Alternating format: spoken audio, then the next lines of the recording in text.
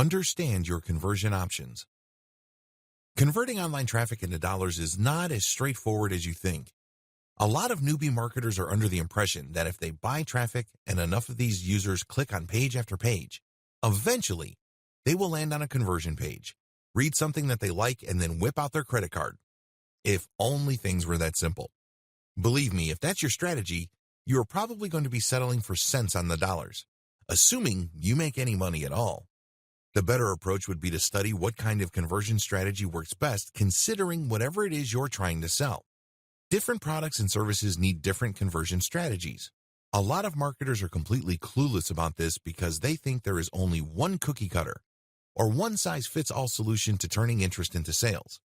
This is where they screw up, because selling a sofa online is very different from trying to get American grooms looking for Filipina brides. These are two totally different sets of needs, and you have to speak to them differently.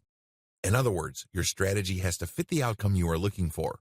There is no such thing as a one-size-fits-all conversion strategy. Different conversion strategies.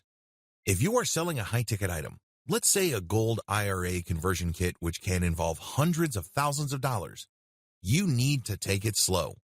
You need to basically drip feed information to your audience so they can build trust over an extended period of time.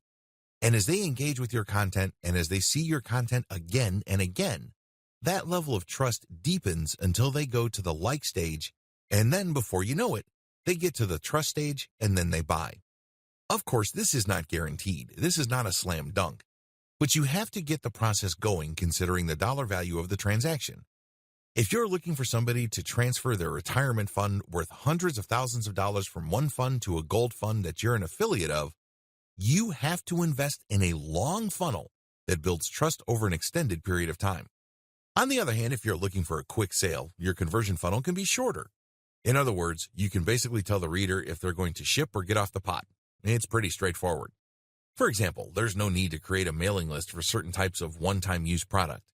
If people are just going to use a product once, either they want it or they don't, because if you're going to build a mailing list which sends them update after update to try to remind them and push them closer and closer to the conversion end of the content funnel, you might not get there.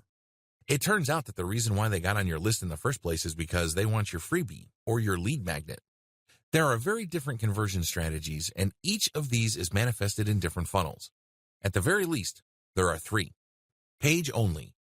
This model just uses one page to convert traffic. It doesn't matter whether the traffic is free, organic, or paid. This conversion strategy just uses one page to convert the visitor. Pay attention to how sales pages are set up. They're quite clever. They would start with an attention-grabbing header, and then they would try to pull the reader down the page. They would use all sorts of tricks to build credibility and stoke demand for their product that is being pushed. They would use testimonials. They would use fancy graphs. Whatever the case may be, the idea is when a person manages to read all the way through that page, other people didn't make it all the way through. In other words, that page acted as a funnel.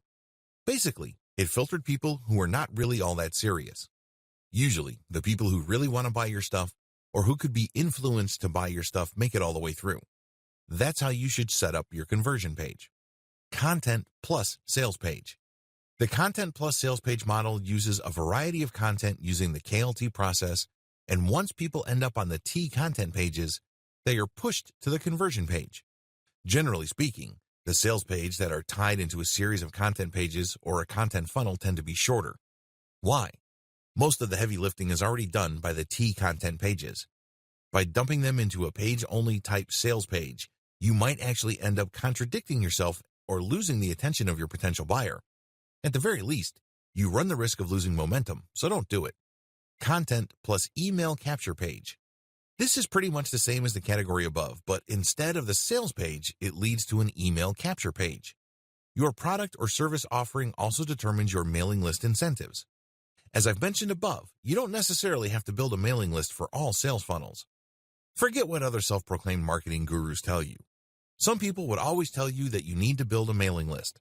Well, if your product is very specific and it's a one-time use, you can get by with just a sales pitch. You don't necessarily have to get a sales page that's plugged into by a network of content pages. It all depends on both your audience and product or service you are promoting.